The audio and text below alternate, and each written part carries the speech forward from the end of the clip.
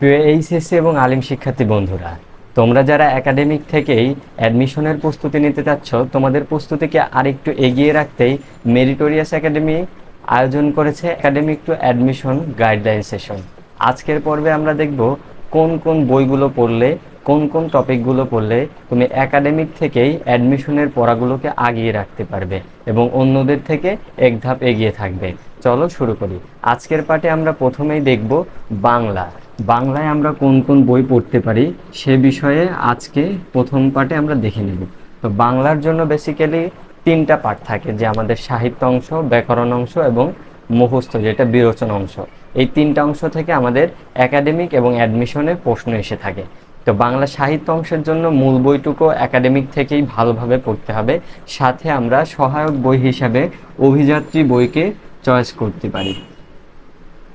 এখানে অনেকে অনেক বই সাজেস্ট করতে পারে, তবে আমি ব্যক্তিগতভাবে অভিযাত্রী বইটা পড়েছিলাম এবং এই বইটা আমার কাছে অনেক ভালো লেগেছে। এখানে অনেক সুন্দরভাবে সাজিয়ে গুছিয়ে তোমাদের জন্য পড়াগুলো দেওয়া আছে, যেগুলো তোমরা সহজেই বুঝতে পারবে।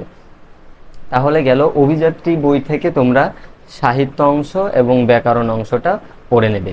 অবশ্যই তার আগে মূল বইটা ভালোভাবে পড়বে, ব্যাকরণ এবং সাহিত্য পাঠ বইটা। দ্বিতীয় যে অংশটা থাকে সেটা হচ্ছে বিরোচন। বিরোচন অংশের জন্য তোমরা এটিএম বইটা পড়তে পারো। এটিএম বইতে সুন্দরভাবে বাগধারা, প্রবাদ প্রবচন, পারিভাষিক শব্দ এবং যেগুলো বিরোচন অংশের সিলেবাসে আছে তোমরা সিলেবাস দেখে ওগুলো পড়ে নিবা। এটার জন্য তোমরা এটিএম বইটা দেখতে পারো, আমার দেখা বেস্ট বই। এরপরে আমরা যদি আলোচনা করি ইংরেজি নিয়ে, ইংরেজিতে কয়েকটি বিষয় লক্ষ্য রাখতে হয়। অনেকেরই ইংরেজি নিয়ে অনেক সমস্যা দেখা দেয়, বিশেষ করে ইংলিশ গ্রামারটা। তবে অ্যাডমিশন অংশে ইংলিশ গ্রামারটা খুব বেশি পড়া লাগে না, তবে যতটুকু পড়বা ততটুকুর জন্য তোমার ভালো আয়ত্তে থাকে, এই বিষয়টা সবসময় খেয়াল রাখবা। অ্যাডমিশন ইংলিশের জন্য তোমরা পড়তে পারো মাস্টার্স।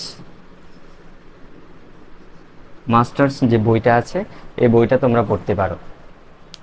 আর ইংলিশ টেক্সট বুকটা খুব ভালোভাবে পড়া থাকতে হবে, line by line, word by word meaning জানতে হবে, এবং এই লাইনের মাঝখানে ইংলিশ যে গ্রামারগুলো আছে সেগুলো তোমরা খুঁটিয়ে খুঁটিয়ে পড়লে আশা করা যায় অ্যাডমিশনে তোমরা এগিয়ে থাকবে। তাহলে গেল হলো ইংলিশের জন্য দুইটা বই, ইংলিশ টেক্সট বুক যেটা আছে মেন বই, এবং মাস্টার্স। এই বই দুইটা ভালোভাবে পড়লে পারে। তবে মাস্টার্সের কিন্তু সব পড়া লাগবে না, যেটা ভার্সিটি অ্যাডমিশনে যে প্রশ্নগুলো এসেছে সেই রিয়েল কোশ্চেনগুলো পড়লেই এনাফ। চাকরিরগুলা অত দরকার নেই, যদি তোমরা সময় থাকে তাহলে বিসিএস অংশটা দেখতে পাবে। এবার আসি জিকের বিষয়টাতে। যেহেতু তোমরা এখনো একাডেমিকে আসো, যেহেতু জিকে নিয়ে তোমাদের এত মাথা ব্যথা করার কোনো প্রয়োজন নেই। অনেকেই বলবে যে আগে থেকে জিকে পড়ো, এইটা পড়ো, ওইটা পড়ো। মনে রাখবে জিকে সবসময় আপডেটেড তথ্য মনে রাখতে হয়। তো এখন তুমি যদি 6 মাস 1 বছর আগে থেকে জিকে পড়ো, ওইটা তোমাকে অনেক পড়তে হবে। সো অ্যাডমিশন জিকে নিয়ে তোমাকে এত টেনশনের কোনো প্যারা নেওয়ার দরকার নেই। তুমি অ্যাডমিশন সময়ের জন্য যেটা করতে পারো, প্রতিদিন পত্রিকা পড়বা এবং প্রতি মাসের কারেন্ট অ্যাফেয়ার্সটা, প্রথমে যে এমসিকিউ আছে 50টা এমসিকিউ এবং সম্পাদকীয় অংশ, মেইন লাইনগুলো পড়বা।